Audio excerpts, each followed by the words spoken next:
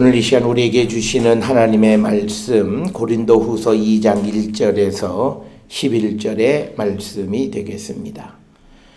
고린도후서 2장 1절에서 11절의 말씀 한 목소리로 합독하시겠습니다. 내가 다시는 너희에게 근심 중에 나아가지 아니하기로 스스로 결심하였노니 내가 너희를 근심하게 한다면 내가 근심하게 한 자밖에 나를 기쁘게 할 자가 누구냐? 내가 이같이 쓴 것은 내가 갈 때에 마땅히 나를 기쁘게 할 자로부터 도리어 근심을 얻을까 염려함이요. 또 너희 모두에 대한 나의 기쁨이 너희 모두의 기쁨인 줄 확신함이로라. 내가 마음에 큰 눌림과 걱정이 있어 많은 눈물로 너희에게 썼노니 이는 너희로 근심하게 하려 한 것이 아니요 오직 내가 너희를 향하여 넘치는 사랑이 있음을 너희로 알게 하려 함이라. 근심하게 한 자가 있었을지라도 나를 근심하게 한 것이 아니요 어느 정도 너희 모두를 근심하게 한 것이니 어느 정도라 함은 내가 너무 지나치게 말하지 아니하려 함이라. 이러한 사람은 많은 사람에게서 벌받는 것이 마땅하도다. 그런즉 너희는 차라리 그를 용서하고 위로할 것이니 그가 너무 많은 근심에 잠길까 두려워하노라. 그러므로 너희를 권하노니 사랑을 그들에게 나타내라. 너희가 범사에 순종하는지 그 증거를 알고자 하여 내가 이것을 너희에게 썼노라. 너희가 무슨 일에든지 누구를 용서하면 나도 그리하고 내가 만일 용서한 일이 있으면 용서한 그것은 너희를 위하여 그리스도 앞에서 한 것이니 이는 우리로 사탄에게 속지 않게 하려 함이라.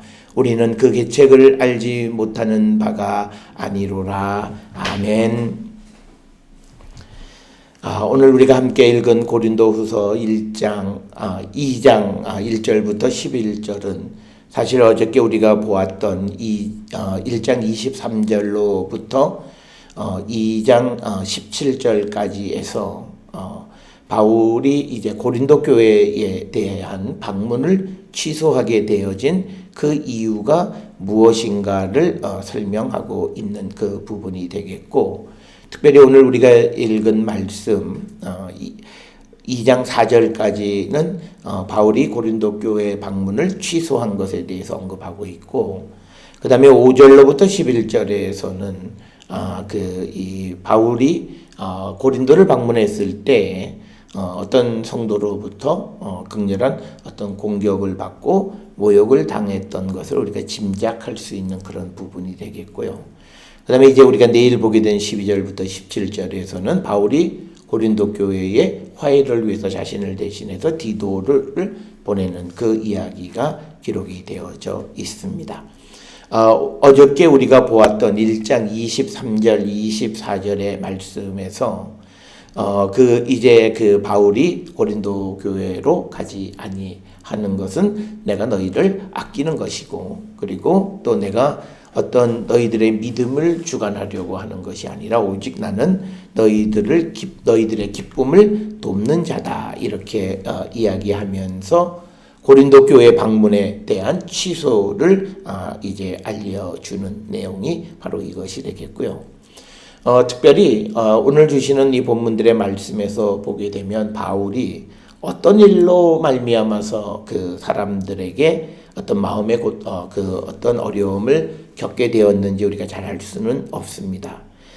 그러나 고린도 후서 13장에 보게 되면 바울이 세 번째 고린도 방문했는데 그 전에 그가 이 고린도에서 어떤 갈등이 있었음을 암시하는 그런 내용들을 우리가 찾아볼 수가 있습니다.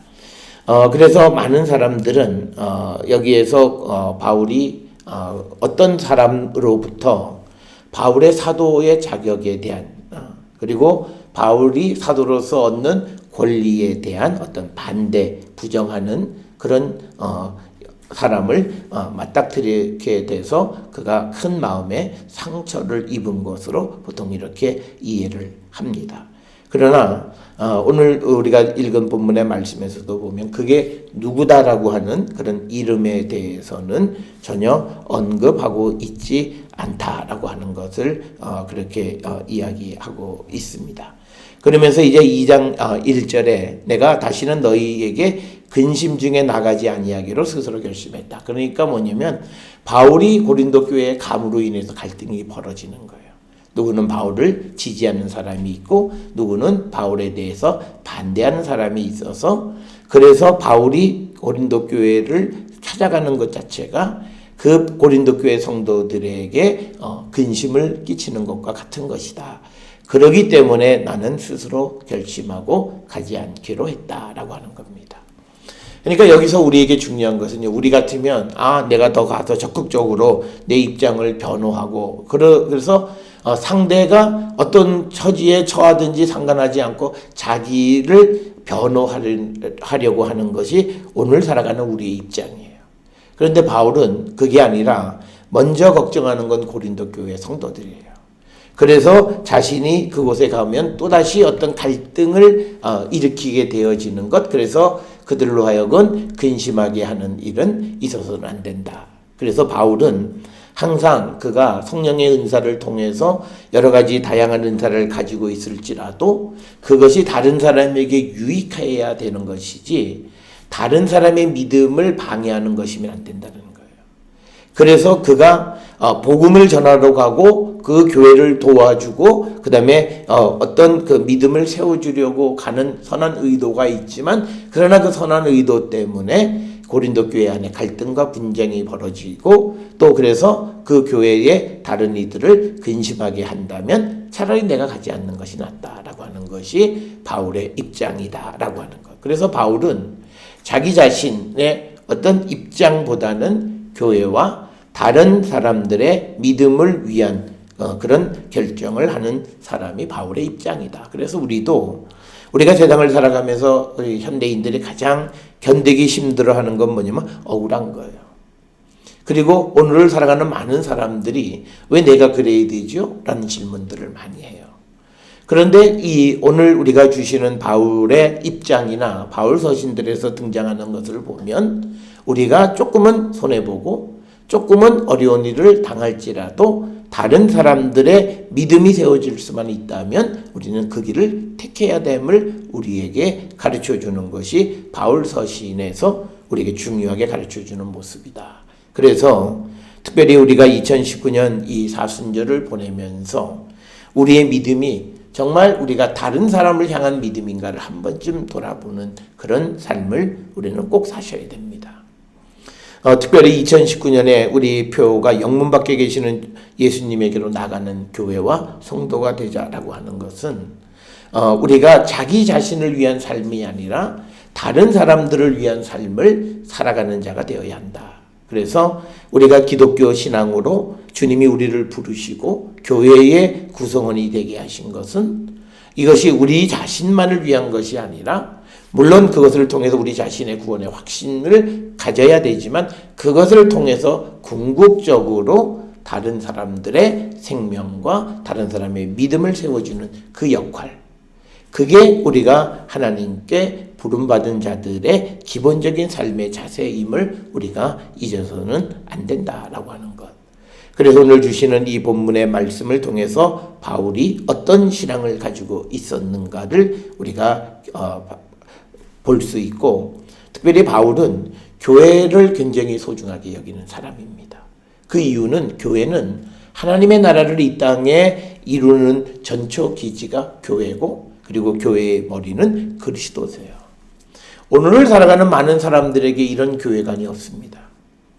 그게 우리의 아쉬움이고, 그저 우리가 교회라고 하는 것을 우리가 정말 이 땅에서 하나님의 나라를 세워가는 전초기지와 그래서 우리를 그 교회의 구성원으로 허락해 주신 것이 얼마나 우리에게 소중하고 귀한 사명인가. 이걸 우리가 잊어버리고 살아가기 때문에 우리는 그 공동체의 믿음을 위해서 내가 참고 절제하고 한 발 뒤로 물러설 줄 아는 그런 믿음의 모습이 없다라고 하는 거죠.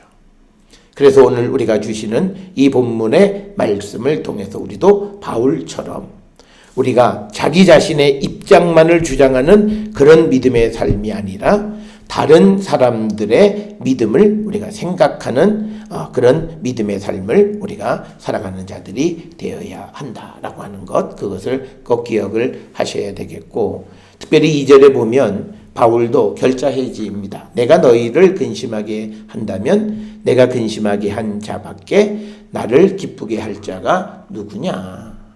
그러니까 어떤 문제를 일으켰으면 그 문제를 일으킨 사람이 그 문제를 해결해야 된다. 그러니까 오늘 주시는 본문의 말씀에서 보면 누군지는 모르지만 바울에게, 그리고 고린도 교회 사람들에게 바울에 대한 어떤 사도로서의 자격이나 권리에 대한 이의를 제기함으로 인해서 근심하게 하고 걱정하게 한 사람, 그리고 또 바울이 그것 때문에 마음 아파해서 또 누군가가 또 바울 때문에 근심하게 하는 그 사람이 있다면 그 문제를 일으킨 그 사람이 그 문제를 해결해야 한다라고 하는 것을 우리에게 가르쳐 주면서, 근심하게 한 자가 누구인지 그리고 무엇 때문인지는 분명히 밝히지 않아요.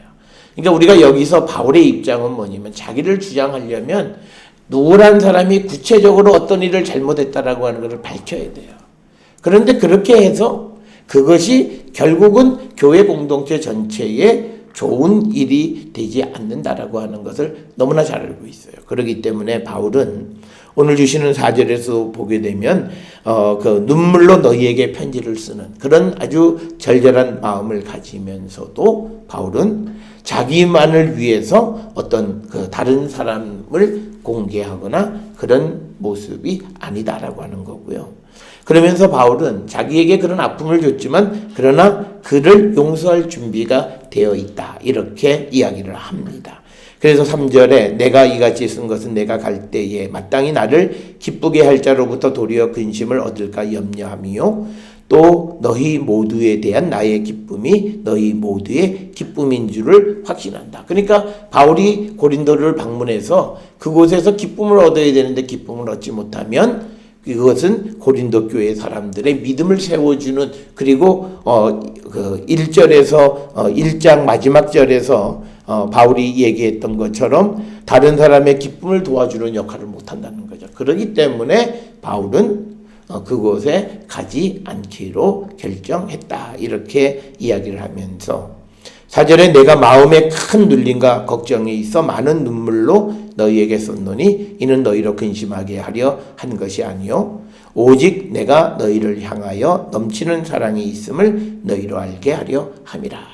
그래서 어떤 바울이 이 편지를 통해서 자기를 변호하고, 그래서 어떤 고린도 교회 사람들로 하여금 바울을 생각하면서 걱정하고 근심하게 하려고 하는 것이 아니라 오히려 바울이 그런 어려움 속에서도 고린도 교회에 대한 변하지 않는 사랑을 가지고 있음을 드러내기 위한 것이다 라고 하는 것.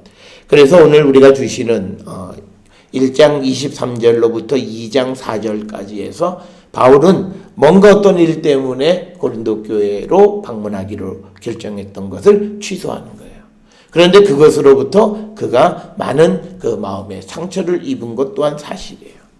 그런데 또 다시 갈 기회가 있었는데 가는 것으로 통해서 다시 그런 갈등이 야기되어서 다른 고린도 교회 성도들의 믿음에 부정적 영향을 끼친다면 내가 그곳에 가지 않겠다라고 하는 겁니다. 그래서 우리는 우리가 이 고린도 전서의 성령의 은사에 대해서도 이야기했듯이 우리가 남에게 유익하지 않으면 그 은사를 절제할 줄 알아야 된다는 거예요. 지금 바울도 내가 고린도 교회를 세웠고 고린도 교회를 방문해서 나를 반대하는 사람들에 대해서 내가 가서 직접적으로 그들에게 나를 변호하고 변명하고 또 다른 사람들에게 자기 자신의 입장을 변호할 만도 한데, 그렇게 되어지면 오히려 교회를 더 분란으로 이끌어가고 고린도 교회 성도들을 근심하게 만들기 때문에 그러지 않고 편지를 보내고, 이 편지를 보내는 것은 자신이 고린도 교회를 얼마나 사랑하는가 그것을 드러내기 위한 것이다, 이렇게 설명을 하고 있습니다. 그래서 우리가 바울이 늘 생각하는 것은 뭐냐면 내 기쁨이 다른 사람의 기쁨이고 다른 사람의 기쁨이 나의 기쁨이에요. 이게 그리스도 안에 있는 형제들이 나누는 기쁨이에요. 그러니까 우리는 내 기쁨은 내 거고 너 건 너 거다라고 하는, 전체적으로 우리는 분리되어져 있고 개인주의적인 건데, 바울은 그게 아니라 나의 기쁨이 고린도 성도들의 기쁨이고 그들의 기쁨은 곧 또 나의 기쁨이고, 그래서 바울이 이런 입장은 이제 우리가 고린도 후서 2장 9절에서도 보게 되면 그런 입장을 드러내고 있고, 또 7장 8절이나 12절 등에서도 우리가 그런 바울의 입장을 우리가 찾아볼 수 있습니다. 따라서 우리는 바울이라고 하는 분의 신앙을 정확하게 이해하지 않으면 바울이 하는 말을 제대로 이해할 수가 없어요. 그러니까 바울은 나는 곧 다른 사람과 동일한 거예요. 그러니까 예수님은 뭐냐면 이웃을 내 몸과 같이 사랑하는 게, 내가 곧 이웃이고 이웃이 곧 나예요. 그러니까 나의 기쁨은 곧 다른 이웃의 기쁨인 거, 똑같은 거예요. 동일체가 되는 거예요. 그게 성령 안에서 하나다는 개념이에요. 그러니까 우리가 흔히 말하는 것처럼 성령 안에서 하나다, 그러니까 그건 뭐 좋은 거 그냥 그러고 너는 너고 나는 나다 이런 개념이 아니라, 정말 성령 안에서 하나라고 하는 것은 누군가가 아프면 같이 아픈 거죠. 그러니까 우리가 바울이 얘기하는 게 몸의 지체에서 어느 한 부분이 아프다고 해서 모든 다른 기관들이 우리는 괜찮다, 그럴 수 없다는 거죠. 몸이 어느 곳이 아프면 다른 곳도 다 영향을 받기는 마찬가지라는 거죠. 그게 성령 안에서의 하나라는 개념이고 교회 공동체에서 하나라는 개념이고, 그래서 바울은 자기가 가면서 내가 아플 뿐만 아니라 내가 아프면 결국은 고린도 교회 다른 성도도 마음에 아픔이 있다는 거예요. 그래서 그런 것들 때문에 내가 지금 마음의 상태가 아픈 상태에서 그들을 방문하면 그들의 기쁨을 도와주는 자가 아니라 오히려 근심 걱정하는 자가 되기 때문에 내가 고린도 교회 방문을 이번 기회에는 가지 않겠다, 이렇게 이야기하는 겁니다. 그래서 우리는 이 다른 이들의 믿음을 생각하는 것, 그리고 나와 다른 사람을 동일체로 인식하는 이 바울의 성령 안에서 하나라고 하는 개념을 우리는 정확하게 인식하셔서요. 우리는 가족 간에도 나와 상대가 별개예요. 그러니 뭐 남하고 나와의 관계가 어떻다, 이게 어느 정도인지는 우리가 쉽게 짐작할 수 있는 겁니다. 그러나 바울은 나와 이 다른 고린도 교회 성도를 동일체로 인식했다라고 하는, 그래서 우리도 그런 인식이 있어야 돼. 그래서 누가 아픔을 당하면 나도 똑같은 아픔, 그리고 누가 기쁘면 나도 똑같이 기쁘고, 누가 고통 가운데 있으면 똑같이 고통 가운데 있으면서 그때 우리가 같은 마음으로 중보하는 겁니다. 그래서 우리가 성령 안에서 기도할 때 그 기도가 능력이 있고 힘이 있는 것이 바로 그것이다.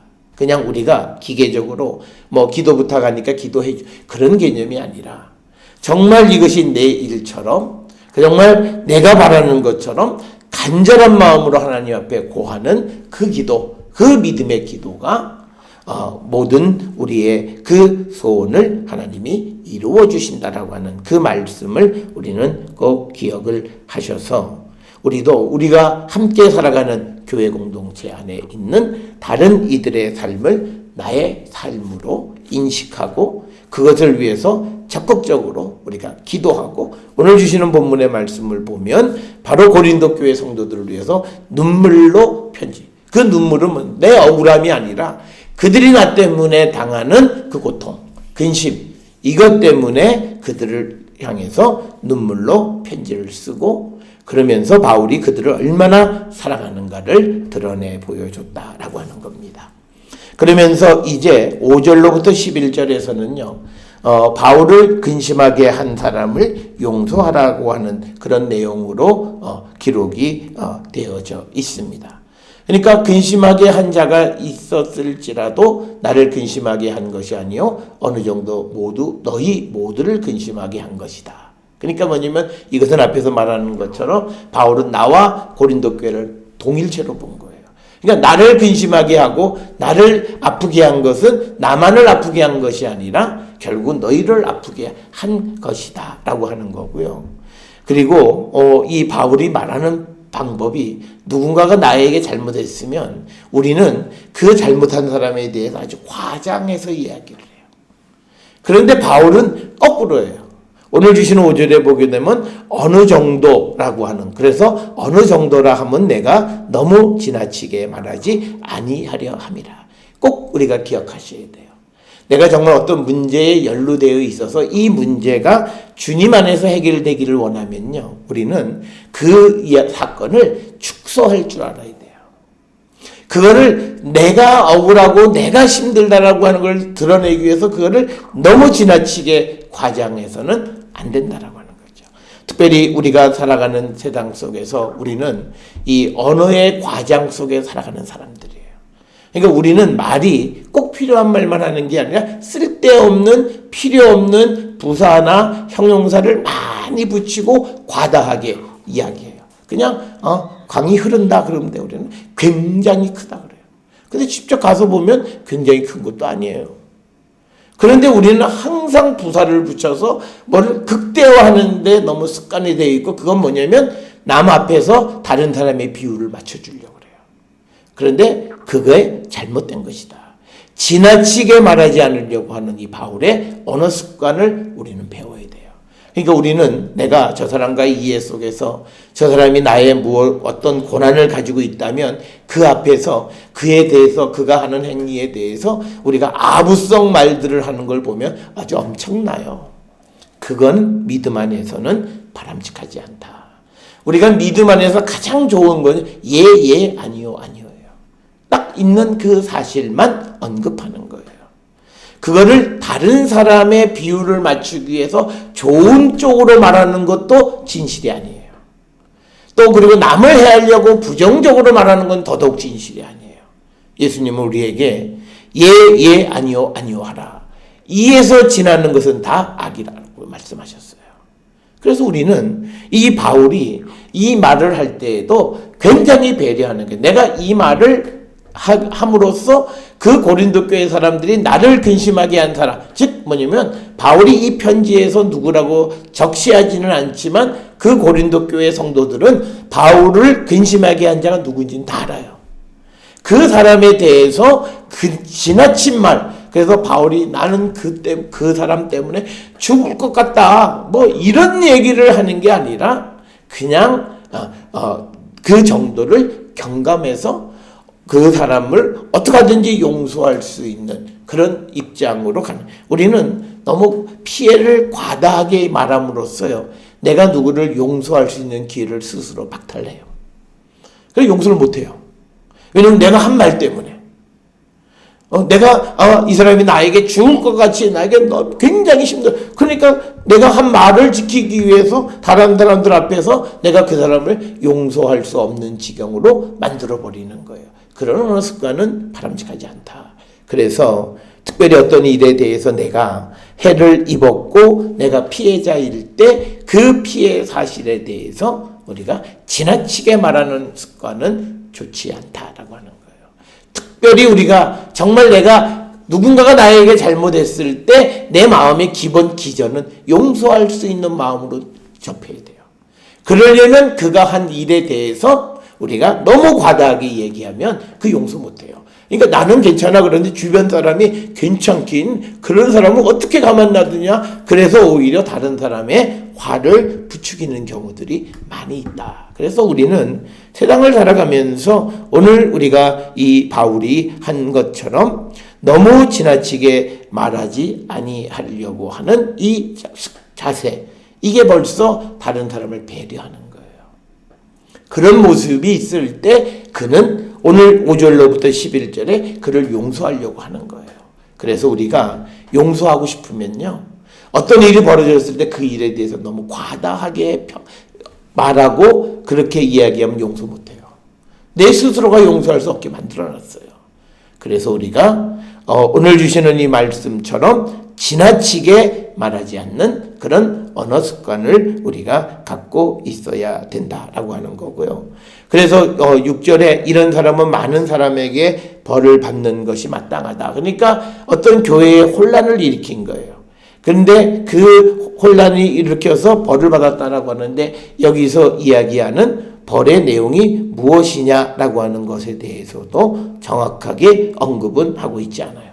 그런데 여기에서 많은 사람들이 추정하기로 아마 이 글을 어떤 집회에 교회에 출석하지 못하도록 하지 않았겠는가 이렇게 추정하는 거예요. 그런데 여기서 우리가 중요한 건요, 용서하는 것과 그에게 책임을 묻는 건 다른 거예요. 우리는 이 용서한다라고 하는 의미로 책임도 안 물으려고 그래. 그건 아니에요. 용서는 해요. 그렇지만 네가 한 일에 대해서 책임을 져라라고 하는 거예요. 그래야 그게 다른 사람들에게도 다시는 그런 일들이 반복되어지지 않는다라고 하는 것, 그것을 우리가 정확하게 인식하셔야 되겠고, 그러면서 7절에 그런즉 너희는 차라리 그를 용서하고 위로할 것이니 그가 너무 많은 근심에 잠길까 두려워하노라. 이건 뭐냐면요, 너무 많은 사람들이 그에 대해서 벌을 내림으로 인해서 그가 큰 근심 속에서 결국은 사탄의 먹이가 되어질까봐 걱정하는 거예요. 그래서 오늘 우리가 주신 11절에 보면 이는 우리로 사탄에게 속지 않게 하려 함이라 우리는 그 계책을 알지 못하는 바가 아니로다. 그러니까 뭐냐면요, 우리가 내가 정의롭고 내가 옳다라고 하는 걸 주장하면서 결국은 사탄의 구렁텅이에 빠져버려요. 그건 뭐냐면 어느 정도 책임을 묻지만 그러나 형제를 용서하고 사랑하는 그 사랑을 잊어버리게 되는 거예요. 그러면 결국은 내가 옳은 것 같지만 사탄에게 진 거예요. 그래서 오늘 우리에게 주시는 이 본문의 말씀을 통해서 바울은 용서하라. 그리고요, 용서하니 좋아, 내가 너 오늘부터 용서해 줄게, 그걸로 끝나는 게 아니에요. 그가 자신의 잘못 때문에 위축되어져 있는 그 마음을 위로하라는 거예요. 그러니까 우리가 우리는 이런 거잖아요. 선한 일을 하다가 어려움을 당한 사람을 찾아가서 위로하는 거는 잘해요. 그런데 이 사람이 좀 나쁜 짓을 하다가 어떻게 벌을 받고 그래서 인생이 확 찌그러들어 있는 그런 상황 속에 있는 그를 위로하라는 거예요. 정말 위로가 필요한 사람은 그런 사람이에요. 그러니까 보세요. 선한 일을 하다가 어떤 어려움을 당한 사람은 그래도 자기 마음 속에는 내가 그래도 하나님의 뜻을, 하나님의 나라를 위해서 일했다라고 하는 자부심이 있어요. 그런데 그게 아니라 나쁜 짓을 하다가 어떤 문제가 돼서 책임을 져야 되고 용서받고 해야 되는 그 사람에게는 자존감까지도 다 무너지는 거예요. 그를 다시 세워주는 위로하라고 하는 거예요. 그러니까 좋아, 내가 오늘 너 용서해 줄게. 그러고는요, 다시는 그 사람하고는 서먹서먹하고 말도 잘 하지 않아요. 용서는 했고, 그게 아니라 적극적으로 그를 찾아가서 위로해 주라는 거예요. 우리 생각에 저 사람이 나한테 뭐 잘못했는데 어떻게 위로해야 되나? 위로해 줘야 돼요. 왜 그러냐면 그 일 때문에 그가 신앙을 버리거나 믿음에서 떠난 자가 되어지는 그런 상황에 처할 수도 있기 때문이고, 그것이 바로 사탄이 노리는 그런 속임수이고 계책이라고 하는 거예요. 그래서 우리는 우리가 잘 아는 베드로전서 5장 8절에 우리에게 주시는 말씀에 근신하라, 깨어라, 너희 대적 마귀가 우는 사자같이 두루다니며 삼킬 자를 찾는다. 그러니까 너무 근심 가운데 나는 돌아갈 수 없다라고 하는 좌절과 절망 가운데 있는 자들을 탁 낚아치는 거예요. 그래서 그들의 마음속에 너는 이제는 평생 돌아갈 수 없어. 그래서 부정적인 마음을 심어줘서 그들의 믿음이 무너지게 하는 역할을 한다는 거예요. 그래서 우리가 용서하고 위로하고 너무 큰 근심에 잠기지 않도록 배려하는 마음이 있어야 된다. 그게 용서라는 거예요. 용서는 좋아, 내가 너 다시는 너 그거 용서해주고 그런 정도가 아니라 적극적인 용서를 나타내면서 8절에 그러므로 너희를 권하노니 사랑을 그들에게 나타내라. 그러니까 이거는 뭐냐면 우리가 용서할 수 없는 자, 사랑할 수 없는 자, 그를 사랑하라는 거예요. 지금 바울의 입장에서는 바울의 존재 자체, 사도로서의 근본 자체를 흔들어 놓은 사람이에요. 어떻게 보면 바울의 사역 자체를 다 흔든 사람인데도 그에 대해서 너무 그를 용서하고 그를 위로하고 너무 큰 근심에 빠지지 않도록 그에게 사랑을 나타내라. 이렇게 권면하고 있는 거예요. 있는 거고, 이 사랑을 나타내라고 권면하려면요, 바울이 고린도 교회 사람들에게 앞에서 얘기한 것처럼 너무 과하게 말을 하면 그 고린도 교회 사람이 도대체 용서할 수가 없는 거예요. 그러니까 바울은 그 사람에 대해서 지나치게 말하지 않는 것은 이미 바울의 마음속에 용서하려고 하는 마음이 내재되어져 있다라고 하는 거예요. 그러니까 저 사람이 용서할 사람인가 용서하지 않을 사람인가는요, 그 사안에 대해서 조금 좀 부풀리네, 그러면 그 사람은 용서 안 해요. 용서할 사람 같으면 축소해야 돼요. 이게 성경이 우리에게 가르친 거예요. 그래서 우리가 친구 사이고 이 친구하고 나하고는 어떤 관계에서도 뗄래야 뗄 수가 없는 관계라고 하면, 친구가 혹 나에게 잘못한 일이 있을 때 축소하세요. 그거를 크게 부풀리면 그 관계는 다시 회복되어질 수 없다라고 하는 겁니다. 따라서 우리가 세상을 살아가면서 바울의 이 대인과의 관계 속에서 그가 그 어떤 입장을 취하는가 우리가 배울 바가 많다라고 하는 것을 우리는 기억을 하셔서 우리도 이런 사람이 되어야 한다. 그래서 바울은 말로만 복음을 전한 사람이 아니라 실제로 복음을 전하면서 그가 겪는 여러 가지 어려움 속에서 그 문제를 해결함으로 어떻게 복음 안에 살아가는 자들의 삶이 이어져야 하는가를 우리에게 보여주고 있다라고 하는 겁니다. 그래서 9절에 너희가 범사에 순종하는지 그 증거를 알고자 하여 내가 이것을 너희에게 썼다.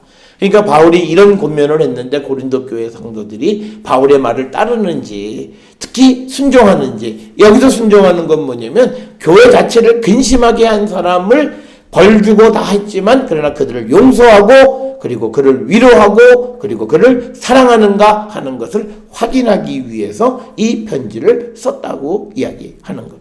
바로 그게 순종, 범사에 순종하는 것이다. 그래서 너희가 무슨 일이든지 누구를 용서하면 나도 그리하고 내가 만일 용서한 일이 있으면 용서한 그것은 너희를 위하여 그리스도 앞에서 한 것이다. 그래서 우리가 늘 그리스도의 일을 생각하면 용서하지 못할 게 없다라고 하는 겁니다.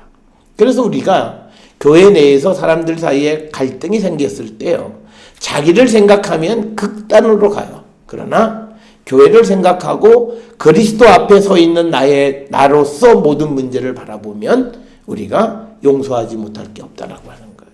그래서 바울은 오늘 이 10절의 말씀을 통해서 용서하고 그렇게 해야 우리가 사탄에게 속지 않는다라고 하는 겁니다. 그래서 우리가 아주 엄격하게 잘못한 사람을 처벌하고 그를 아주 제해버리고 그에게 정말 다시는 그러지 않도록 우리가 엄하게 하는 것만이 문제가 아니라, 그러면 결국은 사탄은 좋아한다는 거예요.